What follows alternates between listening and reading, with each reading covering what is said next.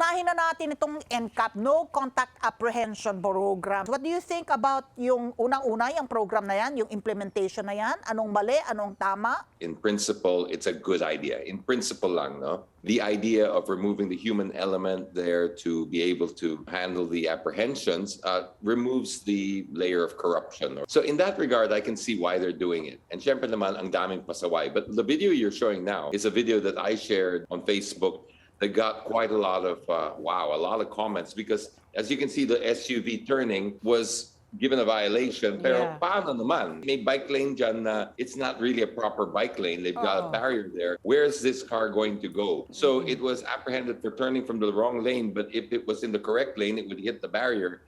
So these are the things that are the most important before you implement. You got to make sure that you have you're working within international standards.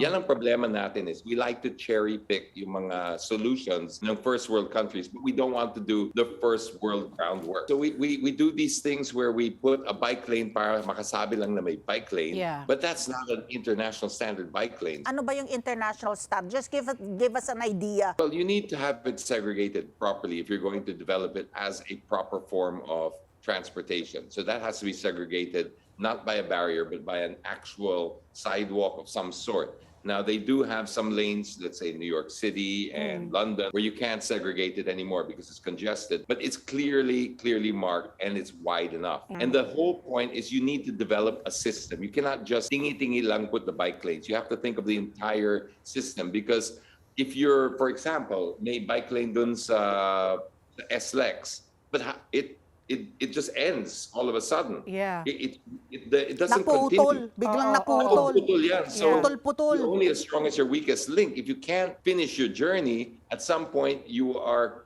in a way coercing them to break the law or to be into an unsafe situation. Correct. This NCAP has really raised a lot of complaints from motorists and from different transport groups and all that. Moving forward, you said that the spirit behind it is good, no? But it's the penalties that people are complaining about. What do you think is fair? And how do you think we should implement it so that everybody, it's a win-win situation, in other words? You got to start from a place where you organize firstly, the registration of the vehicles. You got to fix that first, because that's a huge problem when people get fines in 3 years' time. And it's not they bought the car a year ago and then all of a sudden they can't re-register it. So you have to make sure first that your registration process is all up to date, right? So that you have either an SMS alert every time your car has a violation. Otherwise, it's not fair. Because you can really have situations where you're being penalized. You don't know. You might be making that same right turn every day for how long? And this happens a lot. And you don't realize it's a violation because there's no human element telling you there. So that's first. And then secondly, as far as the penalties are concerned, I'm an advocate for, the penalty should be stiff, but it has to be very, very clear. And what we don't have here is we don't have clarity. And we also have this situation where there's no, I guess you need a human being there talaga to also look at each test case, because you can't just rely on AI.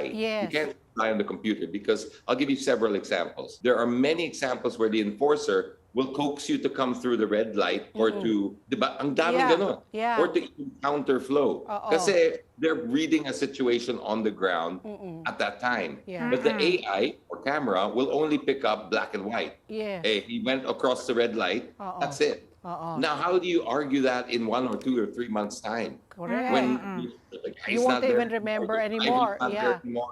These are the things that they need to fix before we implement a system, because it is an automated system in most, for lack of a better term. It's fully automated.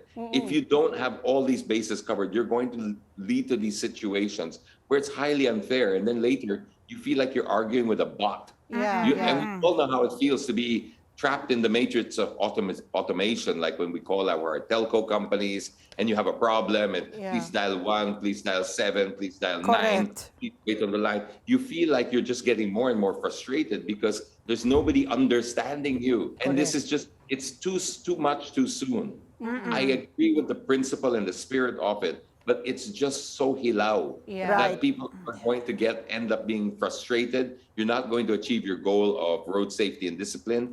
You're just going to receive a community that's living in fear of being unfairly prosecuted or charged with things where they don't even have a say.